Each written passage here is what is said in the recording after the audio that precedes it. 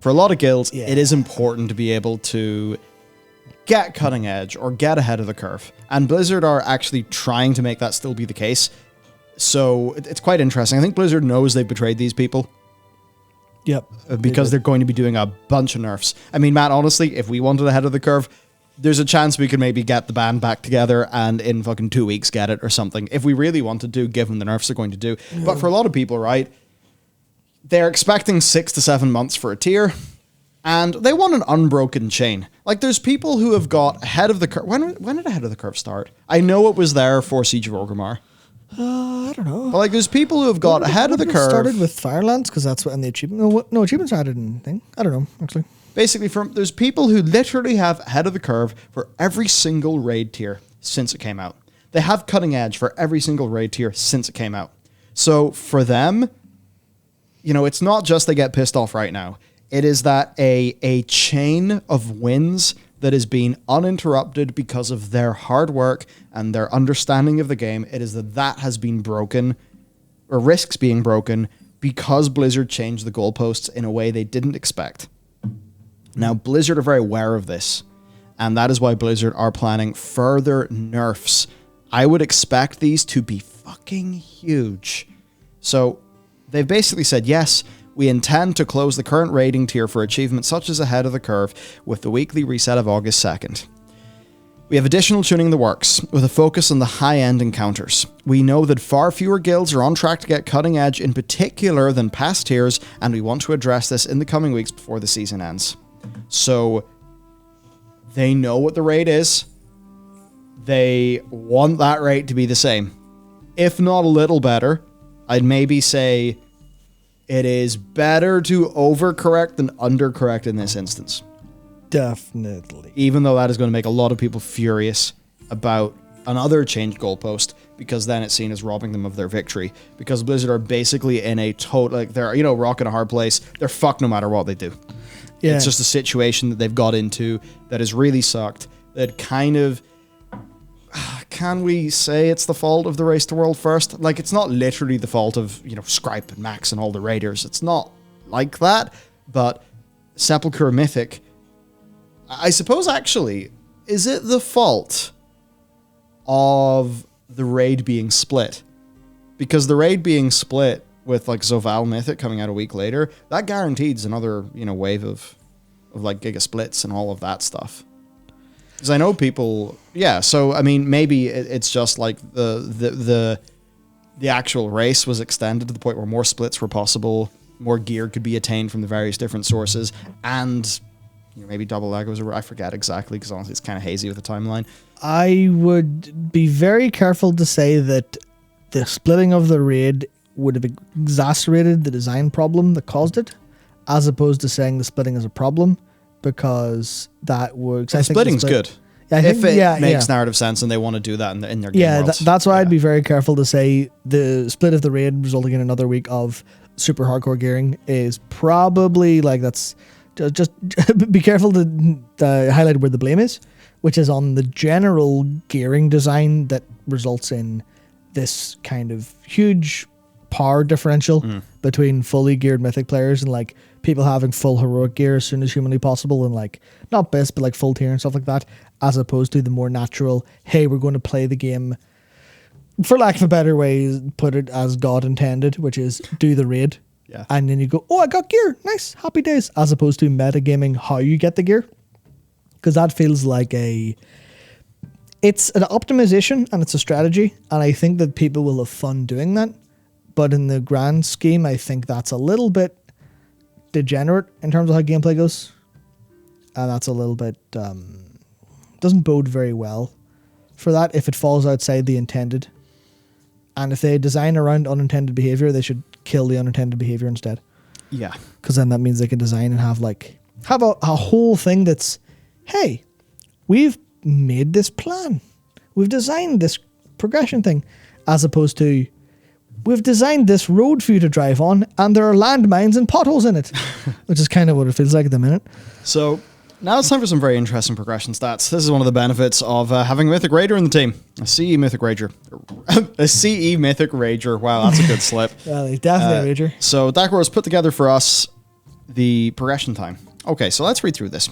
As for right now, the average pull count of the jailer is between 274 and 368, with a typical progression time of being, about 31 to 43 hours. This is according to the data on progstats.io. So if people are doing 3 hours a night, 2 nights a week, 6 weeks to get jailer. 3 hours a night, 3 times a week, 4 weeks. 3 hours a night, 4 nights a week, 3 weeks.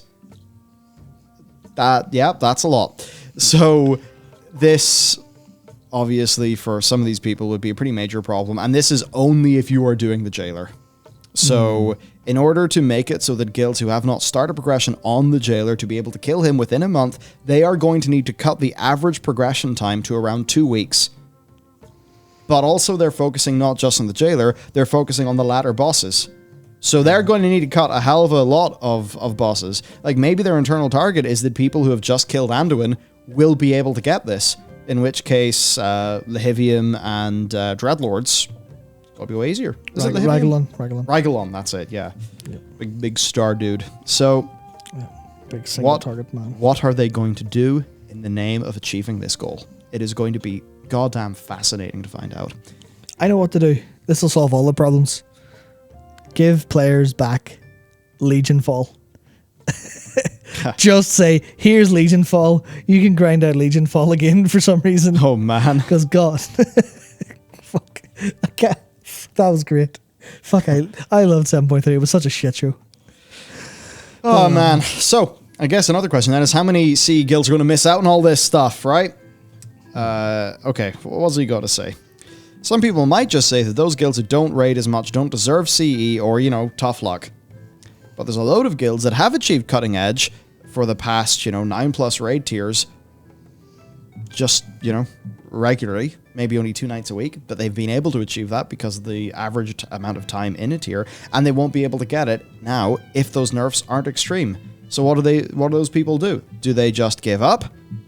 Do they get CE but then feel like it doesn't really mean as much as it did because Blizzard actually just nerfed the hell out of it to allow them to get it in time? Almost like trying to, almost like Blizzard coming in and trying to be like, oh, I'll save your Duolingo streak.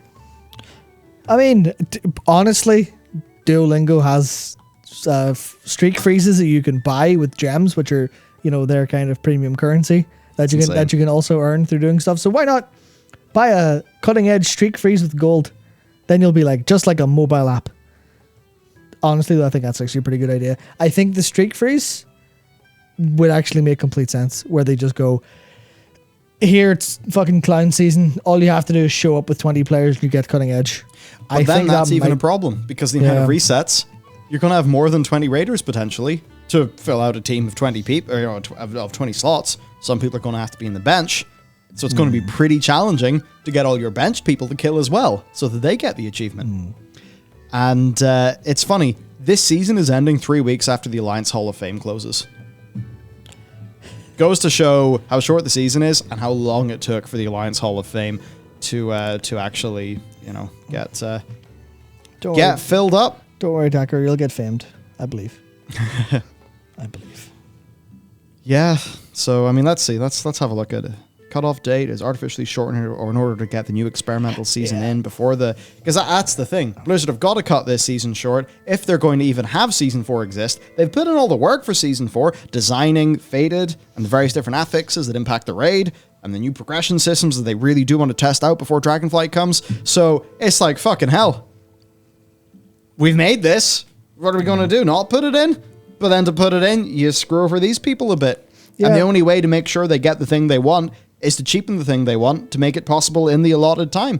Otherwise, it's just asking people, hey, you're a 2-night-a-week guild. Well, if you want this now, you have to be a 4 or 5-night-a-week guild. Have fun.